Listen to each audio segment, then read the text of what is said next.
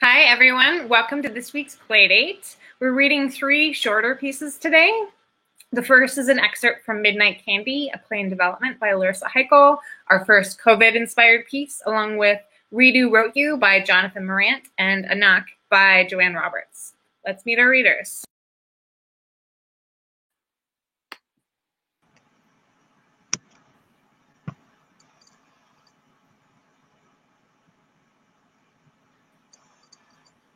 Marcia, you want Marcia? Yeah, hi, I'm Marcia Johnson. Sorry about that.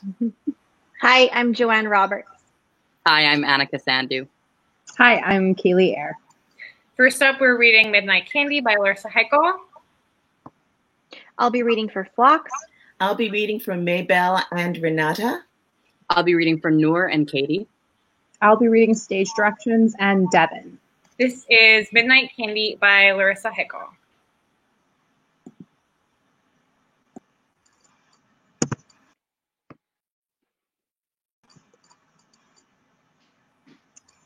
Act 1, Scene 1. We can hear Mort Garson's Plantasia playing through the Bluetooth speaker. Phlox sits on her yoga mat on the floor of her small studio apartment, cross-legged with her eyes closed. Her thumbs and index fingers are joined in a mudra.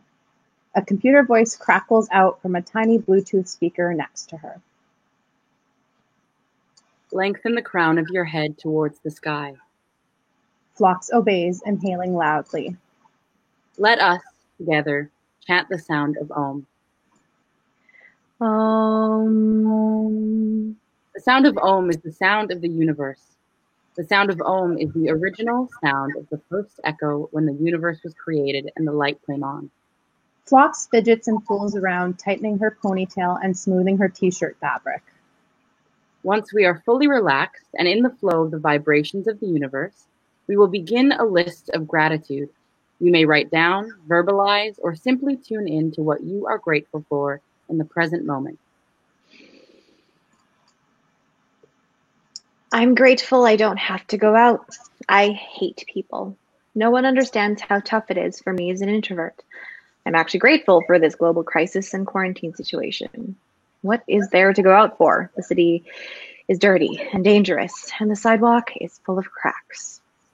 Some heart-centering music is emitting from the small speaker. Noor's voice is chanting deep ohms over top. Phlox reaches over to shut off the speaker. I just find that really overstimulating. Stretching all the way out onto her yoga mat, Phlox closes her eyes. Introverts are more highly sensitive, and we need less sensory overload. While Phlox is relaxing, but still fidgeting and tossing back and forth, a box is slid across the stage towards her head. Awakening with a start at the sound, Phlox sits up and eagerly catches the box. The label on the side reads, "Good food." I'm grateful for not having to go grocery shopping. The store is full of nasty germs and morons who don't know what they want or what they are doing. Gratitude. Phlox drags the box over next to her futon, takes off her sweater and places it on the box along with her little speaker and phone, using it like a nightstand. She lies down on her futon. She ties her silver ribbon around the pillow. The other end is attached to her t-shirt. Lights on her futon dim. Katie enters her kitchen, tea towel in hand. She is followed by Devin. That's not where the cups go. What difference does it make? That's not where they go. You know what? What? I didn't even want to marry you. Well, I never wanted to be quarantined with you. That's for damn sure. Katie walks away from Devin, and after a moment, he follows her off stage. Phlox stretches on her futon. Gratitude for not having to live with anyone. I might be alone, but at least I'm not that desperate. There is a loud, jarring electronic noise. Phlox, did you receive my agenda for this meeting? For the record, Alexander has a perfect right to tell you to not to go to the house. You need to give him the money immediately for anything you've already sold so it can be put towards the $2,000 a month for Maybelle's care. Yeah, sure. You need to go get everything you put on the curb or donated to the Salvation Army that wasn't yours to donate. I know how disgusting I am because I don't have much money. I know what an asshole I am for choosing to live near mom for the last lucid time of her life. Stay in Toronto on the property ladder in your smug house. You haven't been here in years, so don't show up now to try and boss us around. The house has to be cleared out and painted so it can be sold. Fuck off. Anything that's yours, you're going to have to ship or arrange to be stored. I hate you. Everyone hates you, probably even mom. She didn't even recognize you. You're not the trustee. You have to. She recognized me. She knows me. You don't even matter. I'm her daughter. You're nothing, and no one cares if you visit. You show up at 10 minutes to midnight and act like you're in charge. You're not in charge. The garden will need to be. Do not touch my mother's garden. Okay, that's been our session. I have another meeting with the Midwives Association of Ontario, so can we schedule a follow-up for... I'm not scheduling anything. I'm going to live on another planet. I haven't been to the house. We can't go there now. It's too far. Plus, my siblings told me I can't be there or they will call the police. Just because I listed some of those old tins on Etsy. Mom would have totally let me sell them. Act 2. Phlox is sleeping on her futon. Her body is in the bed, but her spirit is floating around the stage, connected to her body by a thin silver ribbon. The ribbon is tied to her pillow. Center stage, it is midnight in the garden of Phlox's childhood home. There are more than ever. There are more every year. The smell, it's so strong, it's powerful. When I was a little kid, I would want to lie down in them like a bed, but I knew Maybelle didn't want me to crush them. Plus, they're probably ants or something. Why can't I have flowers without bugs? What is that smell? Meatloaf? Menu. Monday, chicken fiesta. Tuesday, meatloaf madness. Oh, I knew it! There's a loud, sudden noise. Phlox returns via her silver ribbon to her futon, waking with a start. The loud noise is heard again. Enter Katie, stomping, followed by Devin. Katie holds up a home pregnancy test stick.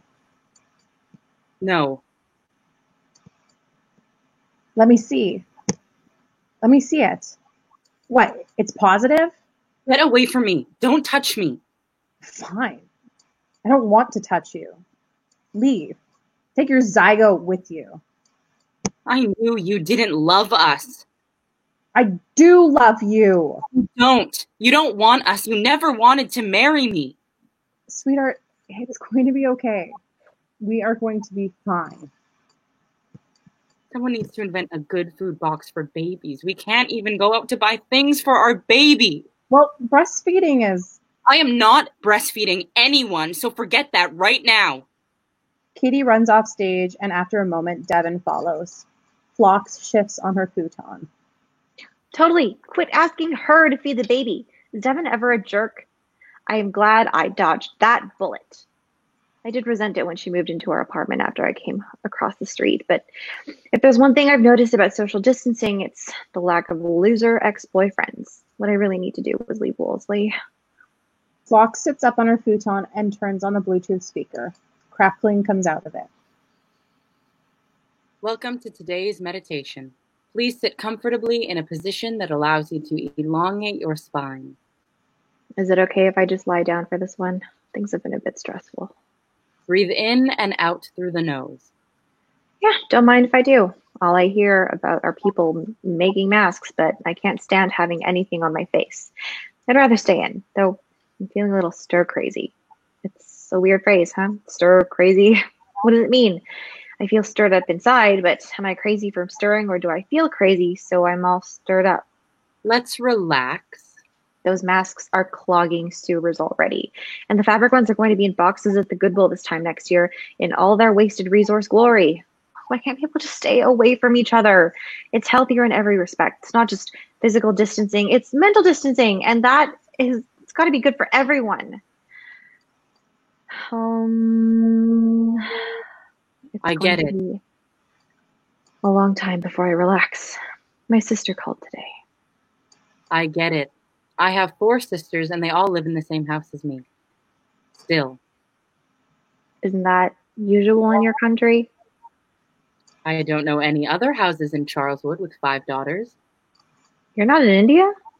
No, Charleswood. I thought you were a world away. Well, maybe we can meet some time for coffee or... Oh, I guess we can't. Not really. I truly didn't mind the isolation until this very moment. Things are rough when an introvert can't even meet another introvert for coffee. Phlox shuts up the speaker, flops down on her futon, and tosses and turns. Who cares? I wasn't breastfed. Who is anyone to tell me I'm not bonded to my mother because I wasn't breastfed? What do they know about it? In fact, we're not even blood related, but my mom is my mom. No one else has a bigger right to her tins. Devin is rubbing Katie's back. We're a family, no matter what happens. You and me. Okay. And the new person. Even if the new person is messy and loud and don't even like him or her, they are family with us. Okay. Act 3. Phlox is cross-legged on her futon, raising the crown of her head towards the sky. But will she know me? What if that was the last time she will know me? Does she need to know you? I'm her daughter. It's her journey. But You have your own. it's not turning out the way I imagined it would. The past is no more, and the future is not yet. How do you come up with this type of enlightenment? I don't. That's a quote from Osho. Phlox is twirling and floating, connected by her thin silver ribbon. She dances for a while on the stage, holding the white flowers in her hands. She comes to a stop in front of Mabel's wheelchair. Midnight candy is a flower, also known as night phlox. Phlox is suddenly still and quiet, listening. After sundown, it has a strong and beautiful smell. It's very rare. I brought it with me from the old house on Assiniboine Avenue. It has very strong roots for a delicate plant. It's a fighter, a delicate fighter. I went to your house. The flowers are all blooming. Looks a little wild and crazy. I know you don't like that, but I do. Everyone is fighting about what to do with your house. I wish we can go there together one more time. Phlox appears, carrying the empty good food box. She sets it on the floor, sits down beside it. I guess I should start packing. Phlox picks up some old tins, hesitates, looks around. There are some objects surrounding her. She chooses a few toys, including some little Fisher-Price type figurines. Here's some junk people with kids might want. Phlox stands up, picks up her box, and exits the house. She pauses on the doorstep. With her bare hands, she digs up the flowers from outside the kitchen door and puts them in the box.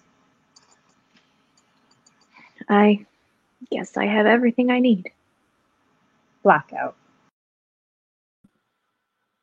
And that was Midnight Candy by Larissa Heichel. A little round of applause for her. Maybe we'll get to see a bit more of that in the coming months. Next up, we have Read Who Wrote You by Jonathan Morant. I'll be reading for Abby. I'll be reading for Sam. I'll be reading RuPaul.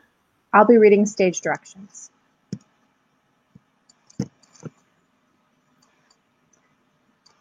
An editing studio. Against the back wall, a row of servers, tangled cables pouring out. A row of computers with 2 large filing cabinets on either side. At the front, a huge ornately decorated desk with a computer. Above it all, a huge framed portrait of RuPaul. Click. A door labeled Editing swings open. In burst Sam and Abby, both early 20s, wearing Drag Race merch. Sam rushes to the nearest computer and types away. Abby cautiously closes the door and stares out the window. Okay, we're good, I think. Wow, that was so scary. I really thought those guards were going to notice us. Wait, my God, someone's coming. Sam! Sam! Someone is. Wait. Oh, never mind. It was just a shadow. And it went a different way. Unless. No. We're fine. Abby turns and takes in the room. Sam, I don't think this is RuPaul's office. No, You said you knew where it was. I do. Well, no, because that's not where we are. This looks like some kind of computer room. What is this place? How should I know? What are you doing? What are you typing? Wait. What? Wait? Abby looks on the outside of the door, editing. Editing? Why are we in an editing room? Sam, why did you bring us here? Just keep watch. Oh my God, is someone coming? There's nothing on here. This is super illegal, I think. I told you, if anyone catches us, we pretend to be Finnish and say we're lost. You said Swedish. So? Same thing. No, Sam, it's not. These are the kinds of details that matter in situations like this. Whatever. We're not going to get caught. Sam goes to the desk at the front, stairs. It's got to be this one. What does? They have to keep the episodes in here. Episodes? But Sam, what are we doing? You're locked for sure. Do you think there's the password would be on another computer? RuPaul isn't here. Okay, let's keep looking. Only straight people like RuPaul. Yeah, you got me. Let's go. Give me a minute. Watch the door. Sam. Sam goes to another computer and types away. A moment, then stops. Goes to a filing cabinet. Locked. Tries another. Another. After a few, one slides open. Looks at Abby proudly. I would really appreciate it very much if you would tell me what you're looking for. Username and password. Why? Sam flips through the cabinet, opening folders and tossing them aside as she frantically reads through them. Sam, if you're going to make me an accomplice to a felony, you have to at least tell me what we're doing. Well, if you don't know what we're doing here, your lawyer could probably push for criminal negligence if it came to that. Really? But we're not going to get caught. Just keep your eye on the door, hey? Oh, so you should tell me. Abby, I have no problem telling you what I'm going to do. But if I tell you and you start trying to convince me not to do it, it's not going to work. So I'm just avoiding a pointless argument. I won't try to... Wait. Would I try to stop you? Is it bad? I don't think it's bad. But you have a pretty inconsistent moral code, so... I'm not inconsistent. I have values. I didn't say you don't. I'm just saying that you don't really hold to them very strongly. Well, I believe breaking into an editing studio is wrong. But you're still doing it. That's just what I mean, Abby, is that you can tell me what you believe in all you want, but your actions betray you. Door. I won't try to convince you. I don't believe you. I promise. I wouldn't. I came on this tour for you, okay? And I snuck away from the tour because you said you wanted to meet RuPaul. And so whatever we're doing here, I'm here for you. Least you could do is tell me what it is. You're not going to understand. Why? Because I'm straight? Yeah. I'm basically bi. Abby. Right. Don't joke about that. Fine. But if you try to stop me and you get mad at me for dragging you into this, I'm going to point you here, to this moment in this conversation. I mean, you already dragged me into this. You followed me. Well, what else am I supposed to do? The other tour people were weird. Just tell me. Okay. I'm going to... Wait. Are you going to kill RuPaul? No. What? What would that solve? Okay, just... That's the line, you know. In all of the regular seasons of Drag Race... What? In all of the regular seasons of Drag Race... Sam! What? Just tell me! I am! No, you're saying something about Drag Race again. I'm giving you some context so that... Context? If I say it without saying my reasoning, you won't understand. Fine. Holy shit. In all of the regular seasons of Drag Race, has there been a single winner that you think didn't make sense? Tyra. No, but... Okay, we don't like Tyra, but given the show and the culture surrounding drag at the time, she still makes sense. Fine. Right. Because the winner has to be someone who consistently performs well in the challenges without being too put together. They have to demonstrate versatility at all types of performance while also acting as a representative for drag and the queer community in that moment of time. Don't forget charisma, uniqueness, nerve, and talent. Sure, you get it. I don't get anything. The winner of Drag Race is more than just a prize winner of a reality show. They represent an entire art form in that moment of time. It means something. Well, yeah, but so what? What does that have to do with anything? Why are we in an editing studio? There's one winner. One stain on the legacy of RuPaul's Drag Race All-Stars and the Drag Race Hall of Fame. A queen who sacrificed integrity for pride, who lost herself in the competition, and who was crowned not a representative, but as a concession to the demands of mainstream success. I thought you were over this by now. I will never be over this. It will never be okay with the robbery that I witnessed. Katya was the rightful winner of All-Star Season 2. We all know it. Yeah, you love Katya. Everyone was pissed that Katya was robbed. Nobody cared then. Sam, when everybody lost it, Alaska won. She won, and you can't change that. So what the fuck are we doing here? Sam opens another folder, lingers, pulls a sheet of paper. It's glowing. This is it. We're going to fix it. Sam goes to the main desk, approaches slowly. This is a sacred act. What are you talking about? Abby walks to the desk, watches Sam. Sam looks over every inch of this workplace setup, slowly pulls the chair and sits down. Sam. She copies the info from the paper to the computer, typing as delicately as possible. Ding, she's in. She continues to search through the computer. Click. I'm in. Oh my God, this is really happening. Click, click. Oh, you shouldn't do this. We might get caught. Click, click, click, click, click, click. I found it. What? It's right here. Episode files, All-Stars, Season 2, Episode 8, All-Stars Supergroup. Okay, and? And the alternate endings. What? No.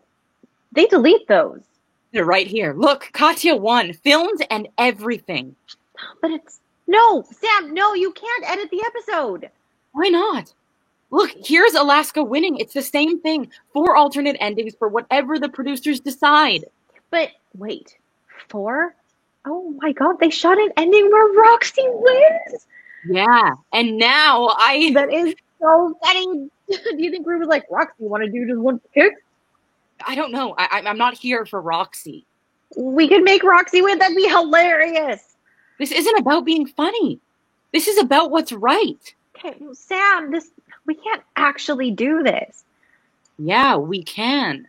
No, it's wrong. Wrong? This is our chance, Abby, to right the greatest wrong ever witnessed on RuPaul's Drag Race. Greatest wrong? She won, okay? Alaska earned it. Earned it? Earned it? By sending home queens that deserve to stay? By throwing a tantrum the second she didn't get the praise she wanted? By playing with the feelings of her own friends? She stole that crown and you know it. Not stealing anything. The game had rules and Alaska followed them. He was a bully. Who cares? It's a reality TV show, Sam. It's not a fucking election. Yes, it is. This person is a representative. Get over it. You act like Drag Race is this huge cultural movement, like it's this big fucking deal where the world is watching. It's a fucking TV show. It's entertainment, and the winner is whoever Rue wants it to be, whoever the fans want. I knew you wouldn't get it.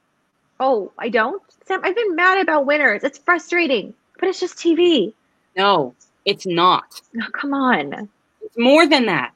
It's more than that, and just because it doesn't mean the same to you doesn't mean to me.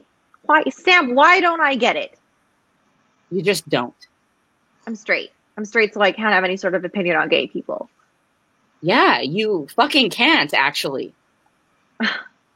Well, sorry then. Guess I shouldn't be here. Abby walks away. I accidentally looked at the RuPaul portrait. I guess that's just for you, huh? You're being a bitch. Oh, am I? Am I a bitch? I guess I don't deserve to succeed then. That's it, right? Alaska shouldn't have won because she's a bitch. Or, wait, I get it.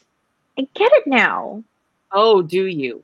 Yeah, you're mad because straight people loved Alaska. She was popular among straight people, and the gay fans can't handle that their fave didn't win. Drag used to be just for us. Do you know that? Do you have any fucking idea how it feels to watch something you love get washed down and sanitized so that straight people can watch it? Oh, wait, so now it's straight people's fault? Yeah, I guess it is. Wow, okay, Drag Race was never just for gay people. But drag was. And the show was the highest level of queer expression in the world. It still is. But it's not. Half of the fan base is straight people now. What does that have to do with anything? Straight people love the show. We love the queens on it. Drag is a mainstream art form now, Sam. It's because straight people are watching. Mainstream isn't the same as better. That show was for us, and you took it away. Right. Straight people are the enemy. We ruin everything. No, that's... What do you want? We're the same, Sam. We fixed all that, so what do you want from us? We're not like you. What? Yes, you are. No, we aren't, and we don't want to be. Okay, I'm sorry. I didn't mean to, separate us like that. We're not different. Yes, we are, Abby. We're completely fucking different people, okay? And you don't get that. And you do everything you can to pretend that it isn't true, and as much as I try to explain it or tell you or share myself and what I think with you, all you do is act like we're the exact fucking same. I don't pretend anything. This isn't a joke for me. This isn't just a fucking TV show that airs 3 months of the year. You can't just have this little tiny window into the lives of queer people and act like you know what it's like. I can have opinions on a TV show. Straight people watch it too. You promised me you wouldn't try to stop me. You're serious about this? Yeah, Abby, I'm fucking serious. I'm gonna delete all of the winning footage except Katya. And Katya will be the winner. Like she was supposed to be. I'm gonna do this. And if you don't want to, then you should probably just leave. Right now. Sam, it won't change anything.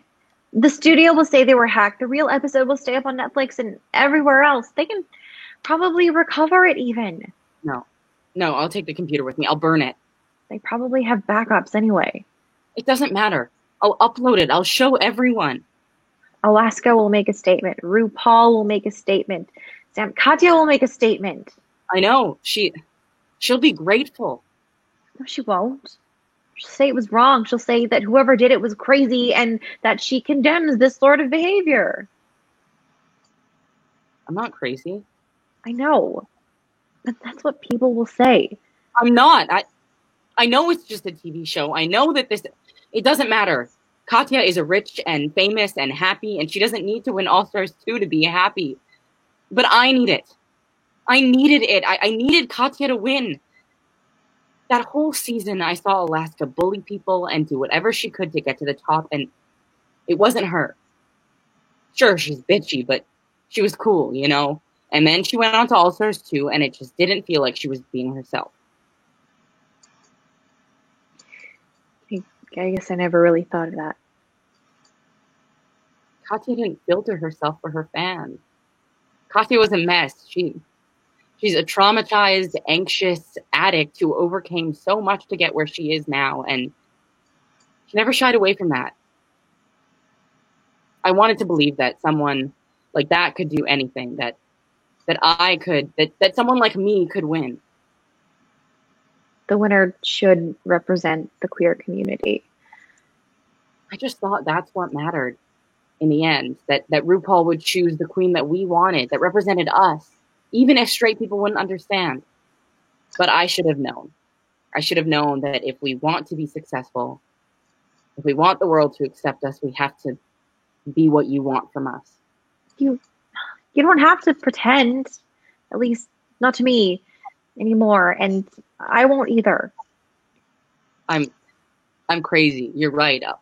I'll probably get arrested, and Jake Yonsei will make a video about me, and it won't change anything. You're not crazy. This is so stupid. Why do I get so worked up about a fucking TV show? It doesn't matter. Sam picks up the paper and returns it to the folder, returns it to the filing cabinet. I'm sorry I dragged you into this. I knew that if I told you, you wouldn't come. Abby stares at the computer. We should get back. The tour guide totally noticed we left. Abby sits at the computer. Click. Maybe if we hurry, we can find the workroom. There's a rumor that Shea Coulee is in All Stars 5. If she doesn't win, I'm going to be pissed. I'm going to close this up, make sure the place looks normal. Okay. Click, click. Okay. I'll watch the door. Sam exits. Abby types away, focus. Click, click, ding. Removes a USB drive. She returns the desk to normal, then pulls her sleeve up to cover her hand. Quickly as she can, wipes every surface of the computer and desk, then the cabinet, light switch, and door. Exits, door closes. The winner of RuPaul's Drag Race All-Stars, the next queen to be inducted into the Drag Race Hall of Fame is... Champion by RuPaul plays. Lights. Katya! End.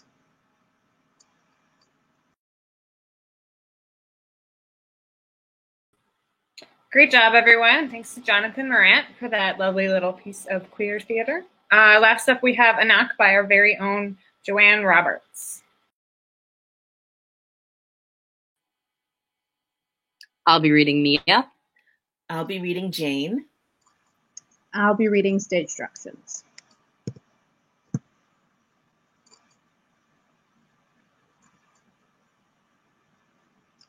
Setting, a Canadian city. Time, therapist's office. Scenes are modern day and take place in summer. The set is minimal. Stage is split between the present day and the past. Set pieces should reflect the time period when possible. Therapist's office, a typical therapist's office. Lights up. A strong light on a therapist's office. The faint sound of an analog clock ticking. Then the sound of a car driving by. Silence. Thanks for signing that again. I just wanted to say thank you for all the help you've given me over the last year. You've really Mia's cell phone goes off with a notification. You've really given me so much. Another notification. So much to think and reflect on. Another notification. I'm so sorry. Don't worry about it. Checks her phone. Fuck. Is it work? I know you can get pretty busy. No, it's just someone wants to know if they can get me groceries. I just went shopping. I don't need anything. You sound pretty annoyed about someone offering to get you groceries. I'm not. It's just I went and got them and she can see them in the fridge. Fine. It's my mom. I see. I mean, to me it sounds like it's a nice thing for someone to do, but you don't seem to be taking it that way. I'm grateful, okay? I am. I wish I wasn't on call 24/7 and yet here we are. It's fine. No, it's not fine. It actually makes me pretty angry. She moved in with me. Your mom? Yes. How long has it been since you moved in? A few months. The last time we spoke, you said you decided not to live together. What changed? She said she would go to therapy. She said she would talk to someone so she wouldn't take it out on me and she wouldn't make me support her mentally. It's exhausting. That's a great step. She won't, though. What? Go to therapy. She lied. Why would she do that? She didn't have a place to live. This is how she survives. It's happened before. You'd think I'd learn. It's difficult when it's family. It's difficult when it's a parent. Family, right? Most of them aren't perfect. Yours? You know, there's a reason some people become therapists. You know, for a while after high school, I did toy around with the idea of going into psychology. Something you can consider if you're looking for a career change. So, living together, how are you finding it? It's the same. As what? As when I was a kid. Mia, aged 8, is surrounded by crayons. She is drawing flowers on sheets of paper. In clumsy block letters, it reads, "To Mom." The other side of the table is scattered with a few plates of food. Mother enters. And what was that like? Confusing, mostly. I mean, I know that childhood is super confusing at the best of times. Like, what the hell is this thing, and why is it so important, and how do I implement it into my life when all I do is draw? I didn't know you liked to draw. I'm pretty bad at it. No, for real, I am. But when it's nice and quiet and I have time to think, I don't know, it's just fun. I can't draw either. We could start a club. I used to sit at the table. It had the best light. My mom would be super annoyed that I'd take up so much space with all my art supplies and papers. I could sit there in silence all day. I wanted to. A lot of the time it was just safer.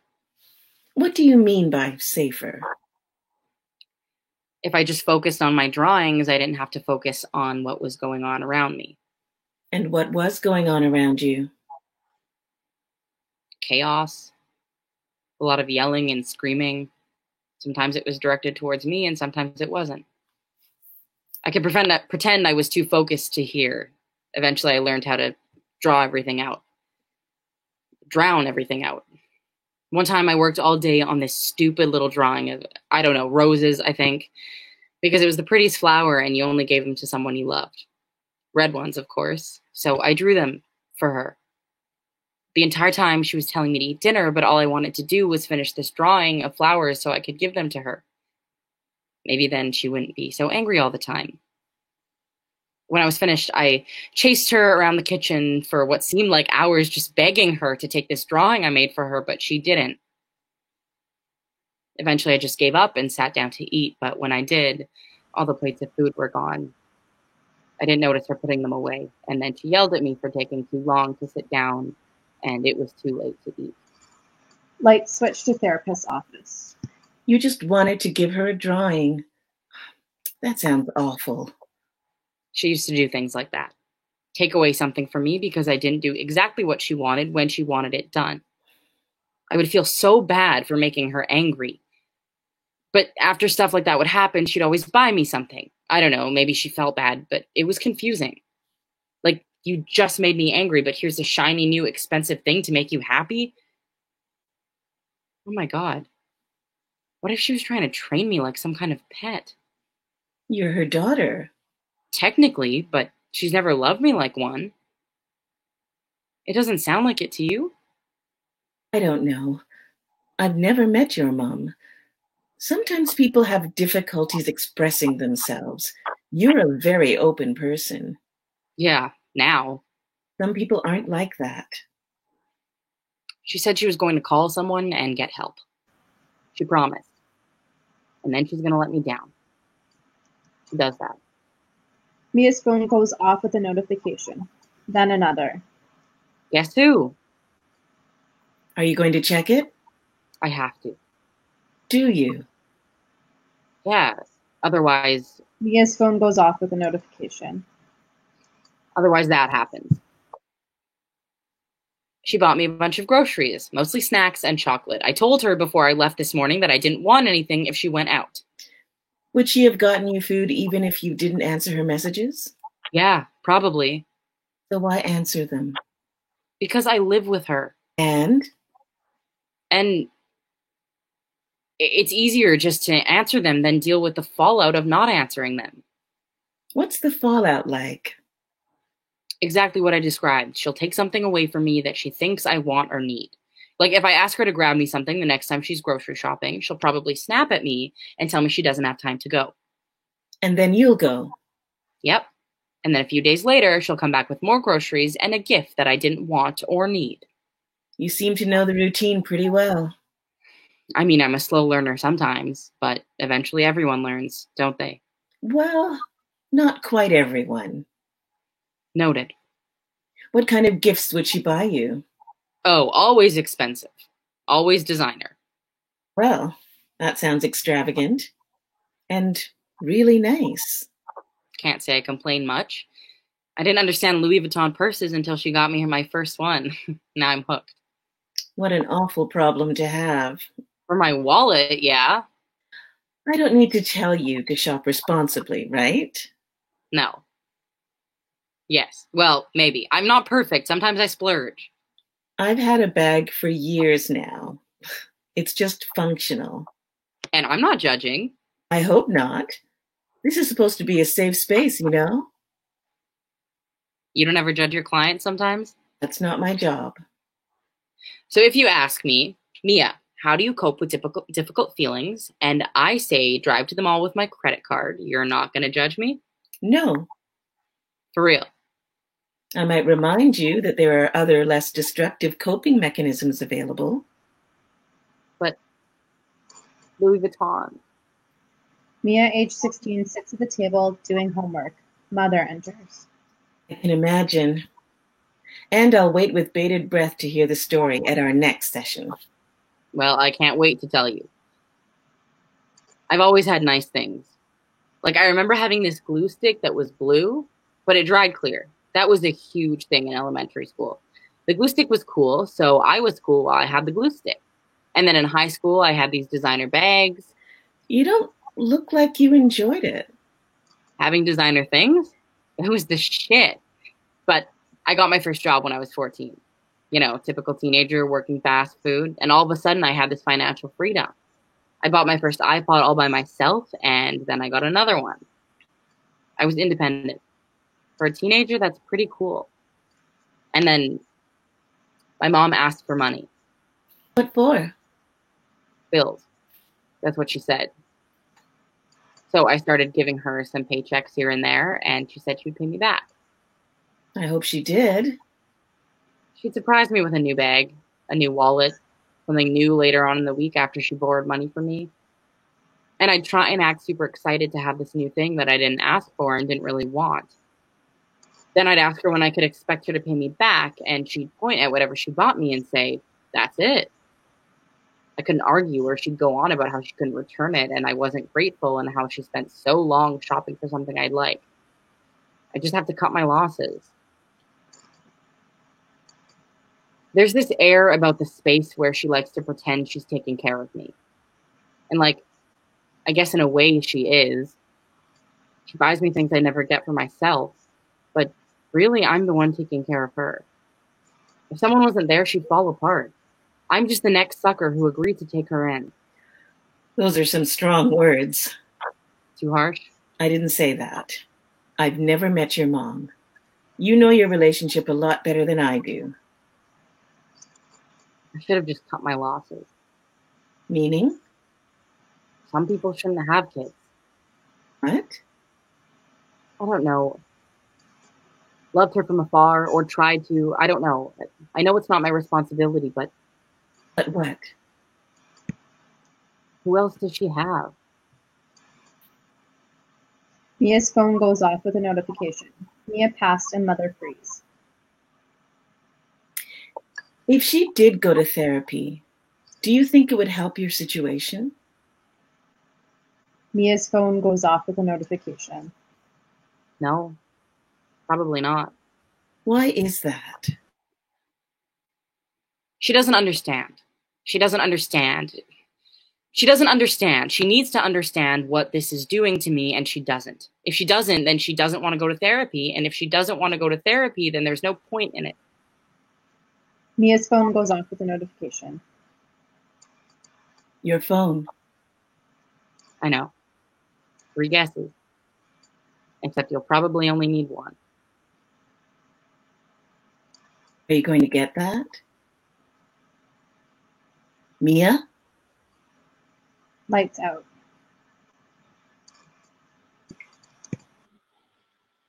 And that was an act by Joanne Roberts. This week, because we featured so many playwrights, we won't do a Q&A, but next week you can look forward to a Q&A following Adam Schwartz's new play, Jonathan the Barbecue, another Theater for Young Audiences piece about an autistic child. Following that, we will be moving to a bi-weekly format because it's summer and we aren't trapped inside all the time, but we may return to a weekly format in the fall, depending on our situation. If you have a play in development that could use a reading, please send us a message or email us at playdatereadings@gmail.com. I especially want to encourage queer, disabled, BIPOC playwrights to submit. There's been a lot of discussion around combating racism in theaters late, and I really want to encourage you to read plays by Black and BIPOC playwrights. I will be sharing a list to a link of Black Canadian playwrights you should read. Marcia Johnson happens to be on that list, which is not something I plan to mention when I asked her to read tonight. But I think it's really important that you read plays if you want to work in theater and be part of the anti-racist South work. I just really encourage you to engage in the work of BIPOC artists across the artistic spectrum. So, my friends, stay strong in the struggle, and we'll see you next week with Jonathan the Barbecue.